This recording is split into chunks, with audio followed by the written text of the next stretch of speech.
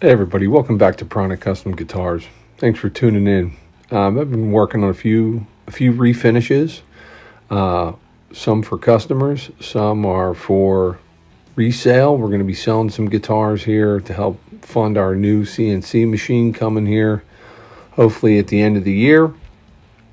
So what I'm doing here is getting ready to refinish. This was Eli's guitar, and the finish got messed up. It was a Tru-Oil finish, and we don't use those products anymore for final finishes on bodies.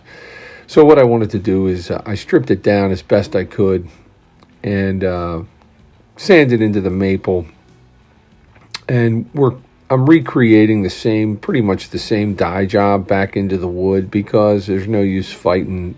Some of the dye, the original dye, went deep, deep, deep into the open grain.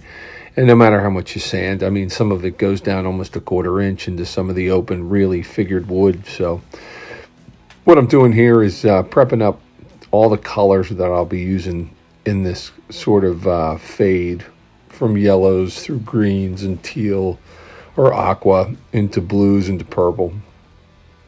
So that's what I'm getting ready to do here. So what I do first, make sure that tape's nice and tight, so I don't have any of the dye leak through onto the sapele, or try not to get any to leak through. I'm prepping the surface of the maple with a little bit of alcohol, just clear alcohol first, just so it goes on evenly. You can get some streaks. This helps prevent that a little bit. See, even by putting the alcohol, even though I sanded a ton of that wood, you can still see the dye come right up through as soon as I hit it with some alcohol. So, in mixing those colors, one thing I wanted to say is some of the dyes I have are older than others, and I noticed some of them were starting to get lumpy, and you really start to get pixelation in your dye jobs if it's not really melted into the solvent, alcohol, water, whatever you're using. So, these things, I mean, just for me, you buy them, use them, because holding on to them, they just deteriorate over time. So I noticed one of the bottles of blue I had to throw out. Luckily, I have some Keta blue. Right here, I did some yellow into green, into teal, and then into blue, and into the bottom bout a little purple. Now, there's some black that's in there from before. I add a little black later. It's a little bright, a little canary looking for me at the moment. It'll darken up as I keep adding color into it. I don't want it to get little beads. Sometimes if you try to put too much pigment too wet into the wood, it'll push back up into the surface and make they look like little water droplets, but it's the grain actually pushing the dye back out. So I'm patting it dry there just so it doesn't pool up and try to be too wet. Trying to darken that back of it up there. And some of this dye goes into the wood, and even though you fade back into it or you pull some out, it's still in the grain. When we spray finish on here, it's gonna almost reactivate some of this dye a little bit in the surface of the wood and melt it a little bit.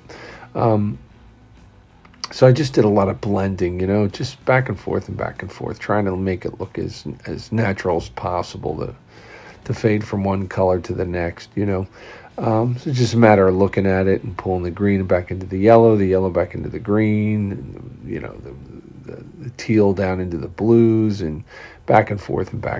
So just kept doing it until I was pretty happy with it. I'm also contending with the fact that it is a refinish, so that doesn't make it really the easiest as if it was a fresh piece of wood. So, but trying to do the same thing over it pretty much was an attempt to make it go as well as possible.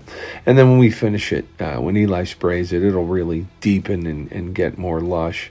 I noticed a couple little micro scratches after I was looking at it. It looks pretty good. It's a little bright. There's dark sapele behind it. See how that looks in the end. I thought it was a little blotchy in a few spots. So I went back in and I just kind of tried to blend it a little bit more. But I noticed around the pickup holes, I might have done it with a rag. Sometimes you can do that, put little scratches in the wood, or maybe they just showed up. But I'm going to have to do some sanding. I'm going to have to do some touching it up. But pretty happy with how that came out. It's kind of a drag and burst sort of a thing. So thanks for tuning in. See you next time.